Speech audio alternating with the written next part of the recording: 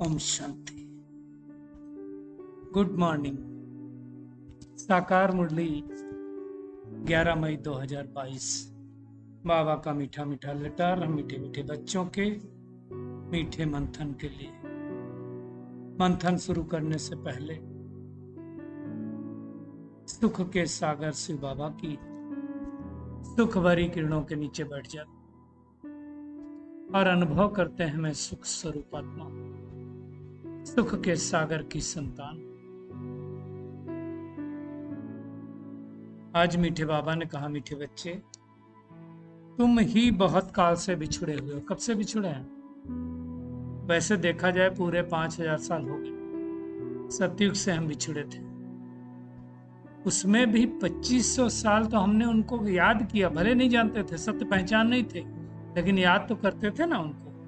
तो बाबा कहते तुमने ही पूरे 84 जन्मों का पार्ट बजाया। पावन सर्टिफिकेट दे दिए। अब तुम्हें दुख के बंधन से सुख के संबंध में जाना है। किसको जाना है? मुझ आत्मा को जाना। तो फिर अपार खुशी होनी चाहिए कि हम सुख के बंधन में जा रहे हैं। दुख की तो कोई बात ही नहीं, क्योंकि दुख के बंधन तो खत्म होने वाले हैं ना, सुख का बंधन चालू होने वाला है। आज का प्रश्न है, अपार खुशी किन बच्चों को सदा रह सकती है? बाबा कहते जिन्हें निश्चय। क्या निश्चय है? कि बाबा हमें विश्व का मालिक बनाने आया है। हमारा सच्चा बाबा वही गीता का सच्चा ज्ञान सुनाने आया है। हम आत्मा विश्व की गोद में बैठे, अनुभव हो रहा है हम गोद में बैठे। हम आत्मा इस शरीर सहित पाप की बनी हूं। बाबा हमें भक्ति का फल सदगति देने। बाबा ने हमें त्रिकालदर्शी बनाया और भगवान ने हमें मां बनकर अडॉप्ट किया है। किसके द्वारा? ब्रह्मा द्वारा। हम गार्डली स्टूडेंट हैं। ये 6 नशे जिसके पास होंगे कि भगवान हमें विश्व का मालिक बनाने आया है, हमारा सच्चा सच्चा वही बाबा है, हम उसकी गोद में बैठे हैं, बाबा हमें भक्ति का फल सदगति देने आया है, हमें त्रिकालदर्शी बनाने आया है और मां बन करके हमें अडॉप्ट कर। ये निश्चय होना चाहिए। बाबा कहते हैं उसमें भी सबसे पहले निश्चय कौन सा? कि हम आत्मा हैं। उनको भगवान पढ़ाते हैं निश्चय की। हर एक को इतना निश्चय होता नहीं है। तो बच्चों को बाबा कहते हैं बहुत खुशी होनी चाहिए। सम्मुख आने से तो आत्मा समझती है कि हम सामने आए हैं, बाबा आया हुआ है। इसलिए सबकी सदगति करने के लिए वही जीवन है, दूसरा कोई जीवन मुक्ति दे नहीं सकता। लेकिन ये भी बच्चे जानते हैं, बाबा कहते हैं कि माया घड़ी घड़ी भुला देती है। हम सब भूल जाते हैं ना, भूलना नहीं है, लेकिन ये तो निश्चय है ही कि हम बाबा के सम्मुख बैठे हैं। निराकार बाबा इस ब्रह्मा तन में सवार होकर के हमें सुना रहा। निराकार की प्रवेशता है साकार के अंदर। तो बाबा कहते हैं बच्चों को बहुत खुशी होनी चाहिए। स्वर्ग का मालिक बनाने वाला बाबा, विश्व का मालिक बनाने वाला बाबा सच्चा सच्चा गीता का माना गया। बाबा ने 84 जन्मों की बात भी बिल्कुल क्लियर कट बताई कि हर आत्मा जो बाबा के ज्ञान में चलती है, सीखती है, जिसको निश्चय है उसके 84 जन्म हैं। इसके अंदर 84 जन्मों की रिकॉर्डिंग है। पहले पहले ये निश्चय चाहिए,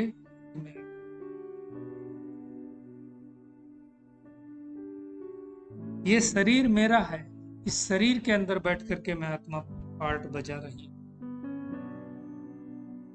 अब शरीर के बगैर तो हम परमात्मा की भी गोद नहीं ले सकते। परमात्मा ब्रह्मा तन में आकर के फिर विज्ञान। तो बाबा कहते पहले पक्का निश्चय है। हम भी बिंदी, बाबा भी बिंदी, और आत्मा में नॉलेज भरी हुई। किसको नहीं मालूम दुनिया में कि हम आत्मा परम धाम के रहने वाले। तो बाबा ने हमें बताया तो हमें पता, नहीं तो हमको भी नहीं पता था। बाबा कहते हैं जब तुम बाबा के सामने आते हो तो रोमांच खड़े हो जाते। जो ज्ञान सागर पतित पावन है उस सामने बैठ करके हमको ज्ञान सुना रहा, खुशी होती है ना। गाते भी हैं, तुम माता पिता हम बालक तेरे। दुनिया वाले तो इसका अर्थ नहीं समझते, लेकिन हम तो समझते हैं। अब पिता तो ठीक है, शिव बाबा हो गया, माता कौन? ऐसी ऐसी माता नहीं हो सकती ना कोई। ये समझने की बात है। तो जिस तन का परमात्मा आधार लेते हैं उसको माता बनाते हैं। ब्रह्मा माँ के द्वारा हमें ज्ञान सुनाते हैं। तो बाबा कहते हैं तुम्हारे अंदर कोई अवगुण नहीं होने चाहिए। काम, क्रोध, लोभ, मोह, अहंकार कुछ भी नहीं होना चाहिए। गुणवान बनना है। खाली गाते थोड़ी रहना हम निर्गुण में कोई हारे, गुण में कोई निर्गुण, हारे में कोई गुण नहीं। खाली गाने से काम नहीं चलेगा, बनना है। क्यों हम आए हैं बाबा के? अपने आप से पूछना, अवगुणों को दूर करके गुण धारण करने तो आए। फिर मुरझाइश क्यों होती? बाबा कहते हैं अंत में अवस्था होगी जब आप परिपक्व बनेंगे। इसलिए गाया जाता है, सुख पूछना है तो किससे पूछो? गोपी वल्लभ के गोप गोपियों से पूछो। हम ही तो ये गोप गोपी हैं। ये अंत में हो। अभी कोई नहीं कह सकता, बाबा कहते 75% भी नहीं कह सकता कि हम सुख में रहते हैं। क्यों? क्योंकि आत्मा के ऊपर पापों का बोझा है। कोई गंगा स्नान करने से, गुरु कृपा करने से पापों का बोझा नहीं कटेगा। पाप का बोझ कटेगा परमात्मा को याद करना। दुनिया में दिखाते हैं कि कन्याओं ने बाण मारे, भीष्म पितामह का दिखाते हैं, वो मर गया। एक्चुअली क्या है? ज्ञान बाण की। जब बेहोश हो जाते हैं तो क्या किया जाता है? बाबा की याद दिलाई जाती है। बाबा कहते हैं आदत पड़ी है किसकी? मामेकम याद कर, बार बार बाबा को याद करना। ऐसे नहीं कि कोई याद कराए तब याद आए, नहीं। शरीर छोड़ने समय अपने आप परमात्मा याद।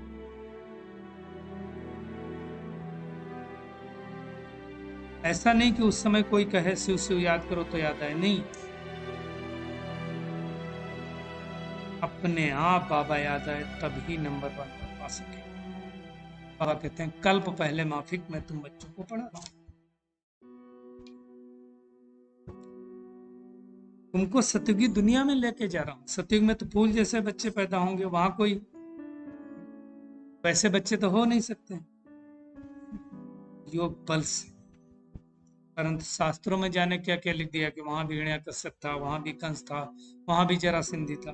सब गड़बड़। बाबा कहते हैं मैं आकर के तुमको आसमान पर, और फिर धीरे धीरे तुम नीचे आते हो। तो मनुष्य की कोई महिमा हो ही नहीं सकती। सर्व का सदगति दाता एक परमात्मा ही है, दूसरा कोई हो नहीं सकता। तो बाबा कहते हैं मैं तुमको काम देता हूँ। क्या काम देता हूँ? जिन्न बनो। जिन्न की कहानी पता है ना? कहा जाता है कि एक पंडित जी थे और एक उनकी पत्नी थी। तो दोनों ने कहा कि कुछ ऐसा हमको हो जाए जो हमारा काम करे। तो कहा जाता है कि एक उनको दीपक मिल गया और उस दीपक को उन्होंने रगड़ा तो जिन्न पैदा हुआ। अब जिन्न पैदा हुआ तो बोला मुझे काम दो, मुझे काम दो, मुझे काम दो। काम नहीं दोगे तो मैं तुमको खा जाऊंगा। पंडित पंडिताइन ने सोच करके एक सीढ़ी लगा दी, बोला इस पे चढ़ो उतरो। तो बाबा कह रहे हैं तुमको भी मैं काम देता हूँ, अल्फ और बे को याद करते चलो। थक जाएंगे, याद नहीं करेंगे तो माया कच्चा खा जाएगी। जैसे उस जिन ने बोला ना कच्चा खा जाएंगे, ऐसे बार बार हमें अल्फ और बे को याद करते सब रहना है। बाबा कहते हैं मीठे लाडले बच्चे मैं तुमको मुक्ति धाम में ले चलने के लिए आया हूँ, और मुक्ति धाम के बाद तुम सतयुग में जाओगे। इसलिए तुम मुझे, रात के बाद तो दिन ही आता है ना, तो कलयुग के बाद फिर सतयुग ही आएगा ना। तो बाबा हमें सतयुगी राज भाग्य दे रहा है, तो कितना खुशी होनी चाहिए। खुशी का पारा चढ़ना चाहिए। लेकिन बाबा कहते हैं अंत में चढ़ेगा जब विनाश का समय। कई लोग सोचते होंगे एक नाहक इतने बम से और सब क्यों बनाते हैं? नाहक नहीं बना, कहते हैं कोई प्रेरणा दे रहा है इसलिए बना। तो परिवर्तन की देन। तो बाबा ही ये राजधानी स्थापन कर। दुनिया में तो वो वाली ड्रिल होती है, बाबा हमें सच सच ड्रिल सिखला। इतनी अच्छी रीत से बाबा कहते हैं तुम्हें पढ़ना है और दूसरों को। बाबा ने कहा मुझे ही पतित पावन कहते हो, कृष्ण कोई पतित पावन नहीं है। ना तो उस दुनिया में वो आ सकता है। बिल्कुल ही तमो प्रधान बन गए। बाबा कहते मैं आता ही तब हूं जब सबको मुक्ति धाम में ले जाऊं। तो हम गार्डली स्टूडेंट हैं, ये स्मरण करते करते हमारे रोमांच पड़े। बाबा ने कहा तुम बच्चों को ज्ञान का गर्भ धारण करना। ज्ञान का गर्भ धारण करना मतलब ज्ञान अंदर में बैठ जाना। तो बाबा कहते हैं तुम बार बार मुझे निरंतर याद करो। आदि मध्य अंत जिन विकारों ने दुख दिया उनको छोड़ते जाओ, फिर धीरे धीरे तुम्हारा आवाज फैल जाएगी। यहाँ पढ़ाने वाला बाप गुरु टीचर एक ही है, दूसरा कोई नहीं। तो आज सारा दिन क्या करना है? एक तो माया की वार से बचने के लिए जिन्न बन करके अल्फ और बे को बार बार याद करते रहना है ना। चलते फिरते उठते बैठते खाते पीते बाबा को याद करते रहे। मुख से केवल शिव शिव कहने की कोई आवश्यकता नहीं है, सच्चा लव रखना है ताकि अंत समय में परमात्मा को छोड़कर कोई याद ना आए। बाबा हमें विश्व का मालिक बनाने आया है ना। तो कांटों से फूल बनने और बनाने की सेवा तत्पर रहना से आज का बाबा का सुंदर वरदान है। निश्चिंत स्थिति द्वारा यथार्थ जजमेंट देने वाले निश्चय बुद्धि विजयी रत्न। बाबा कहते हैं सदा विजयी बनने का सहज साधन है। क्या साधन है? एक बल एक भरोसा। एक में भरोसा है तो बल मिलता है, नहीं तो बल नहीं मिलता। आप दुनिया में भी देख लो, अज्ञान काल में भी ऐसे होता है। निश्चय सदा निश्चिंत बनाता है, और जिसकी स्थिति निश्चिंत है वो हर कार्य में सफल अवश्य होता है। क्योंकि निश्चिंत रहने से बुद्धि जजमेंट यथार्थ करती है। हमको क्लियरिटी, हमें इधर जाना है इधर जाना है, तो जजमेंट भी हमारा वैसे ही होगा। हर कार्य में हम सफल होंगे। और यथार्थ निर्णय का आधार क्या? निश्चय बुद्धि निश्चित। सोचने की आवश्यकता नहीं, फॉलो फादर करना है। और कदम पर कदम, कौन सा फॉलो फादर? ब्रह्मा बाबा के कदम पर कदम रखकर चलना। जो श्रीमत मिलती है उसी प्रमाण चलना है।